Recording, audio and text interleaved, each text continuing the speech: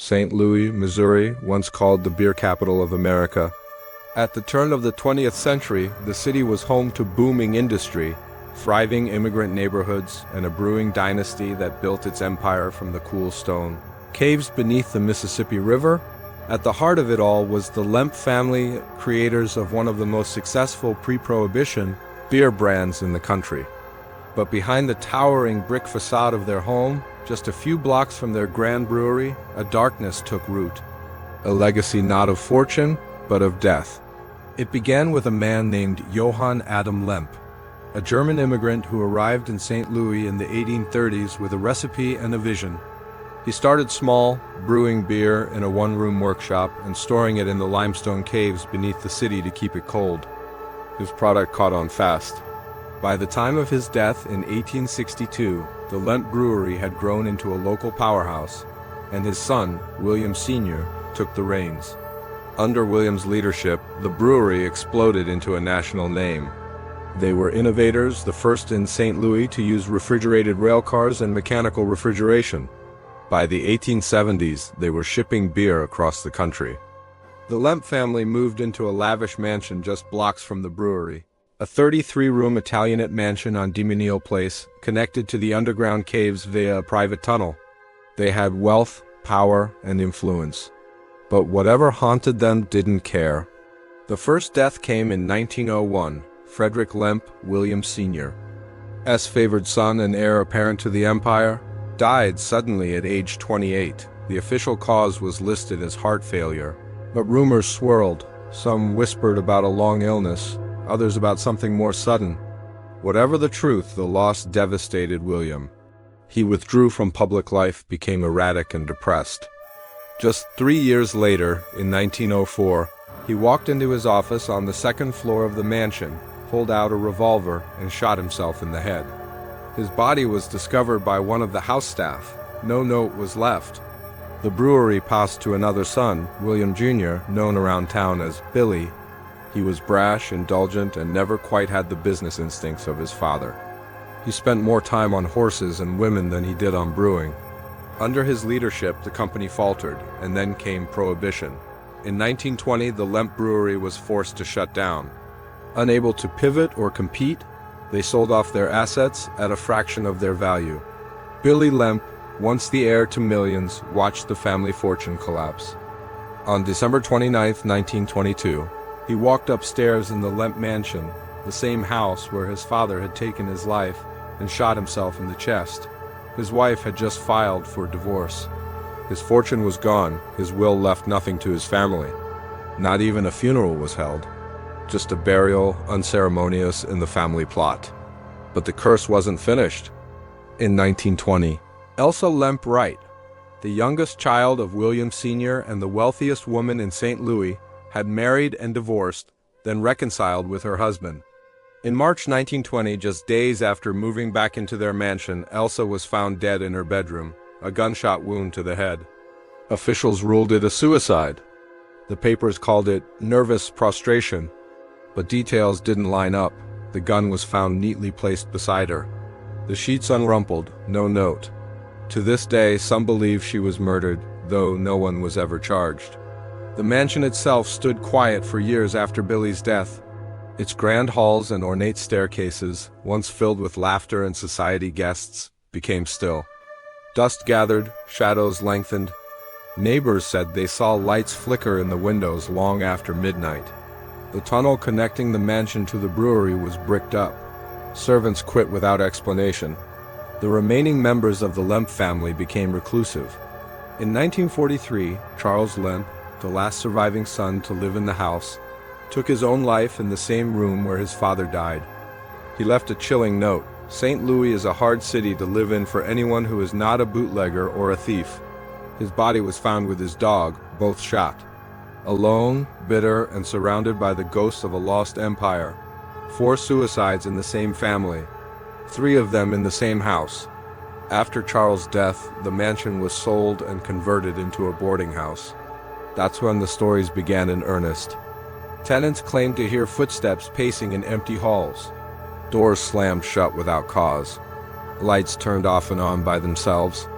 One night, a man renting a room in the attic, said to have once belonged to a child of Billy Lemp, who was rumored to have been born with deformities and hidden from public view, awoke to find the air so cold he could see his breath in July.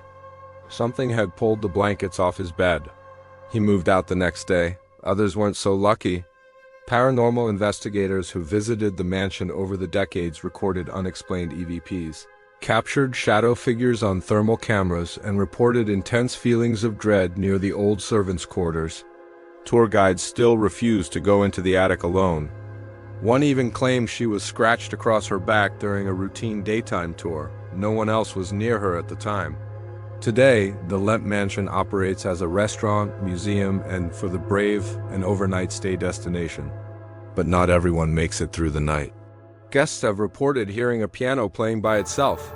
Furniture shifts positions. Whispering is heard in rooms with no occupants. One woman said she saw a man in a waistcoat walk past her in the hallway, only to realize he had no legs below the knee.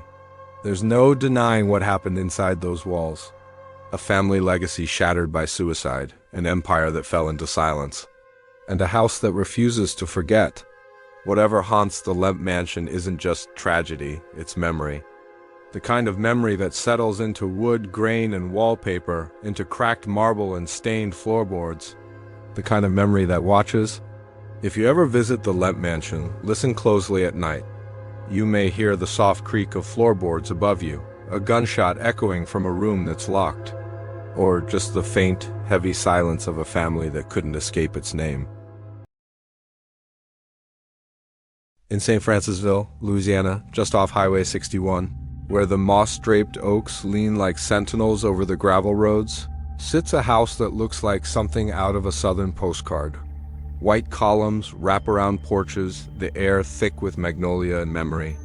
But for more than 2 centuries, the Myrtles Plantation has carried a reputation darker than any painting could capture, known far and wide as one of America's most haunted homes. The house was built in 1796 by General David Bradford, a man fleeing political persecution for his role in the Whiskey Rebellion. He called it Laurel Grove, and for a time it was a place of prosperity. But it didn't take long for misfortune to settle in. Bradford died on the property, and the plantation changed hands. In 1820, his son-in-law, Judge Clark Woodruff, took over. That's when the story truly begins. Woodruff, a prominent and educated man, lived on the plantation with his wife, Sarah Matilda, Bradford's daughter, and their children. But like many plantation owners of that time, he also held enslaved people. Among them was a young woman named Chloe, whose name would go on to become synonymous with the haunting itself. Chloe, according to oral legend, was either a housemaid or mistress, accounts differ. But what is agreed upon is this: she was involved, however unwillingly, with Judge Woodruff. And one day she was caught eavesdropping at a keyhole, supposedly trying to gather information to protect herself. As punishment, her ear was cut off. From that moment, she wore a green turban to cover the wound. That's where the story turns tragic. Desperate to get back into the family's good graces, Chloe allegedly baked a cake laced with crushed oleander leaves, a toxic plant. She intended to make the family sick, then nurse them back to health and be forgiven, but the plan went horribly wrong. Judge Woodruff's wife, Sarah, and 2 of their young daughters ate the cake and died within days. The 3rd child, by some accounts, survived. Chloe was discovered, dragged from the house by fellow enslaved workers, fearful that her actions would doom them all, and hanged from a tree. Her body was reportedly thrown into the river. Historically, none of this has ever been definitively proven. But the deaths were real. Sarah Woodruff and 2 of her daughters died on the property between 1823 and 1824. Their gravestones remain to this day. Whether Chloe was real or symbolic, something changed in the house after that. By the late 1800s, the Myrtles had gained a reputation. 10 deaths were said to have occurred on the property, not all from illness. One man, William Winter, was shot on the front porch in 1871. He staggered inside, up the staircase, and died on the 17th step. That exact spot is still pointed out to visitors today. According to some accounts, he bled out in his wife's arms. No one was ever caught for his murder. And that's just the beginning of the hauntings. Over the decades, dozens of people have lived and left, the Myrtles each leaving behind chilling stories. Ghostly children seen playing under the windows at night. A woman in a green turban, believed to be Chloe, appearing in mirrors or standing silently by the beds of guests. Handprints forming on glass, piano music playing from an empty parlor, footsteps echoing down the staircase at all hours. And always that oppressive sense of being watched. Photographs taken on the property have captured what many believe are apparitions. One of the most famous was taken in 1992 by a photographer working for the property's insurance documentation. It shows what appears to be the translucent figure of a woman, dressed in 19th century clothing, standing between two buildings. Experts analyzed the image and couldn't explain the anomaly. The plantation's owners now display the photo prominently, calling her the ghost of Chloe. Even skeptics admit something isn't right at the Myrtles. Some have checked in for the night and left before morning. Others stay longer, hoping to see something, feel something, and many do. The house has since become a bed and breakfast, welcoming guests brave enough to spend a night. But the hauntings persist. One former manager reported seeing furniture move on its own, doors locking and unlocking without a key.